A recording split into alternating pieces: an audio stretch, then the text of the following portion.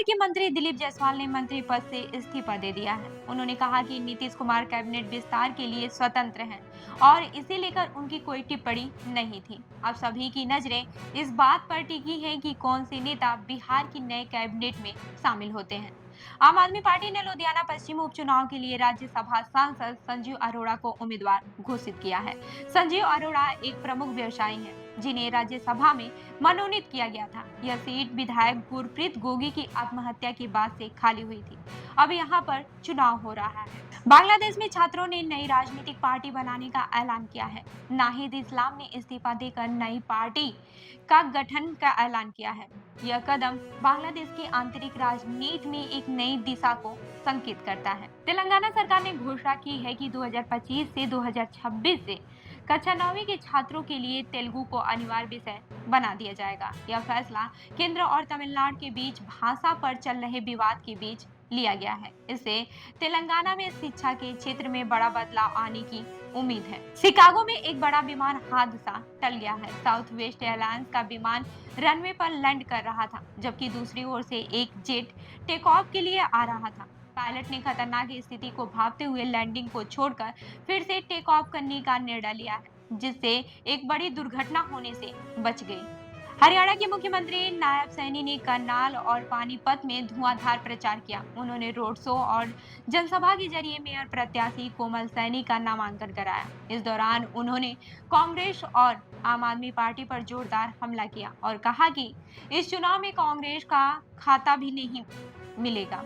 उत्तर प्रदेश विधान परिषद में मंगलवार को एमएलसी अशोक कटारिया ने मुख्यमंत्री योगी आदित्यनाथ के सामने गंगा एक्सप्रेसवे को बिजनौर से जोड़ने का मुद्दा उठाया। मुख्यमंत्री ने जवाब में कहा कि एक्सप्रेसवे गंगा के साथ होकर जाएगा और इस घोषणा से जिले में एक नई उम्मीद जगी है। महाशिवरात्रि 2025 पर खग्गूसराय के मंदिर में 46 साल बाद शिव का जलाभिषेक हुआ। श्रद्धालुओं ने उत्साह से इस ऐतिहासिक मौके का हिस्सा बनने के लिए मंदिर पहुंचकर जलाभिषेक किया।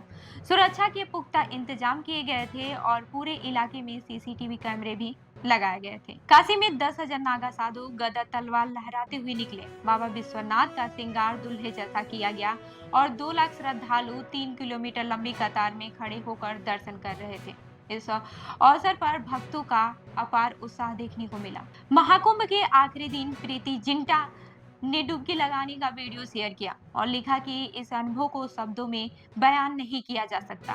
बिहार में सोमवार को नीतीश मंत्रिमंडल का विस्तार हुआ। 7 नए विधायक शपथ ले सकते हैं, जिसमें से 5 बीजेपी और 2 जेडीयू से होंगे। दिलीप जायसवाल ने मंत्री पद से इस्तीफा दे दिया है, जिससे कि मंत्रिमंडल में नए चेहरों की एंट्री की संभावना बढ़ गई है। धौलपुर में एक ओवरलोड ट्रक ने बाइक सवारों को कुचल दिया, जिससे कि 2 लोगों की मौत हो गई है। ट्रक पलटने से बाइक में आग लग गई थी और मृतकों के शवों को निकालने के लिए मशीनों का इस्तेमाल किया गया। यह हादसा बेहद ही खतरनाक था। मणिपुर में 7 जिलों के लोगों ने अपनी बंदूकें और गोला बारूद पुलिस को सौंप दिया। यह कदम शांति प्रक्रिया की ओर एक महत्वपूर्ण कदम माना जा रहा है। राज्यपाल भल्ला ने मैतेई ग्रुप से मुलाकात की और स्थिति की समीक्षा की। सुप्रीम कोर्ट ने कहा कि गवाही की कोई उम्र नहीं होती है। 7 साल की बच्ची ने बयान दिया और अपने पिता को, जो उसकी मां की हत्या का दोषी था, उसको उम्र कैद की सजा दिलवाया।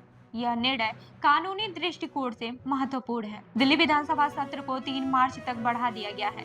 सीएजी रिपोर्ट में शराब नीति से जुड़े 2002 करोड़ रुपए के घाटे का जिक्र किया गया है। स्पीकर ने कहा कि इस मुद्दे की जांच के लिए पीएससी गठित की जाएगी।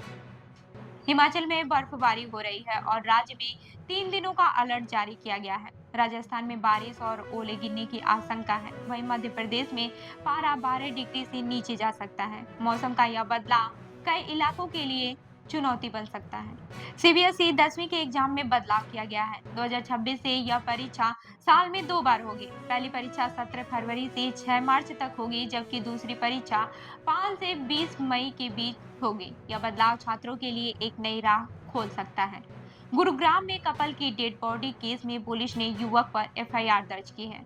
होटल के सीसीटीवी कैमरे बंद मिले हैं और इस मामले की जांच जारी है। पुलिस अभी तक यह तय नहीं कर पाई है कि यह सुसाइड था या फिर हत्या। पंजाब के अमृतसर से पानीपत आई एक बारात में दुल्हन को लहंगा पसंद नहीं आने पर बारात वापस लौटा दी। उसने गुस्से में कहा कि लहंगे से बदबू आ रही है। वहीं दूल्हे ने इसे बैग में भरकर वापस भेज दिया। इस घटना से बारात में माहौल गर्मा गया।